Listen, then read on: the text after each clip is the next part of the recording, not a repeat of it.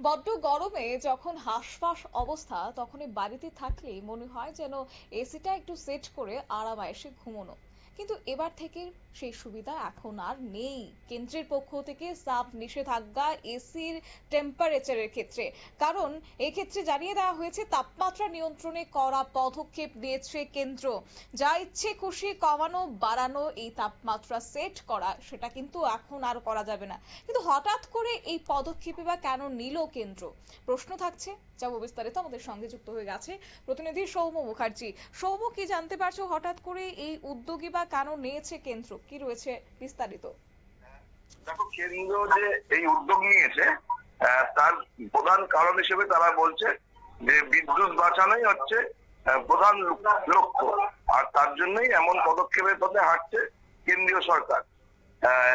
বর্তমানে দেশের বেশিরভাগ রাজ্যেই প্রায় তাপপ্রবাহ চলছে, প্রতিদিনই করে গরমের পারদ বাড়ছে, আর যত গরম বাড়ছে ততই এসির বিক্রিও বাড়ছে।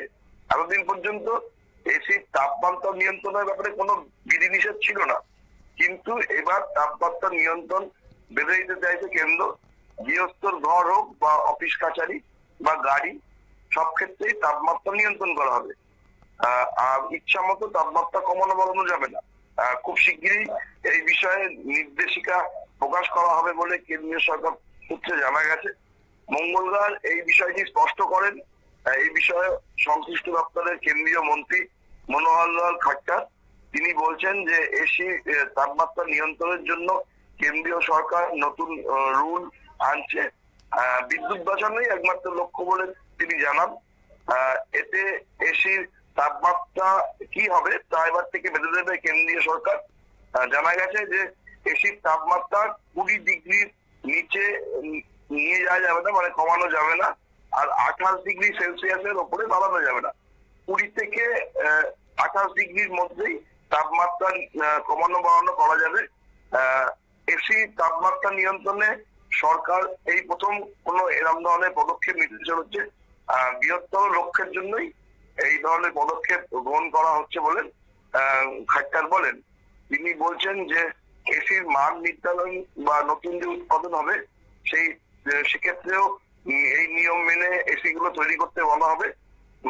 সমস্ত এসির ক্ষেত্রেই এই ধরনের নিয়ম মানা হবে।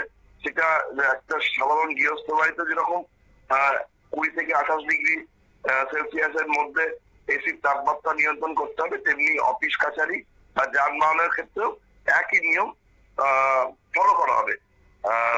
বিশ্বব্যাপী যে তাপমাত্রা বৃদ্ধি হচ্ছে তার জন্য যে জলবায়ু পরিবর্তন চরম আকার ধারণ করেছে, সেই বিষয়ে বৈজ্ঞানিকরা বারবার সতর্ক করছিল। কেন্দ্রীয় সরকারের এই যে পদক্ষেপ, তার ফলে কিছুটা হলেও জলবায়ু পরিবর্তনের যে চরম আকার তাকে নিয়ন্ত্রণ করা যাবে বলেই সংশ্লিষ্ট মত মনে করছে। সবাই একেবারে ধন্যবাদ। আপনারা শুনলেন, অর্থাৎ এই ক্ষেত্রে শুধুমাত্রই বাণিজ্যিক কাজে কিংবা অফিস কিংবা শুধুমাত্র বাড়ির ক্ষেত্রে এমনটা নয়। এবার এই এসির জন্য প্রযোজ্য হবে, বিশেষ করে গাড়ির এসি তাপমাত্রা 20 ডিগ্রির নিচে নামানো যাবে না বা 28 ডিগ্রির উপরে ওঠানো যাবে না, এমনই পদক্ষেপ। কেন্দ্রীয় সরকারের এক আধিকারিক অবশ্য বলেছেন যে বিশ্ব উষ্ণায়ন বা জলবায়ু পরিবর্তনের মতো বিষয়গুলির উপর হ্রাস টানতে ছোট ছোট পদক্ষেপ করছে ভারত সরকার।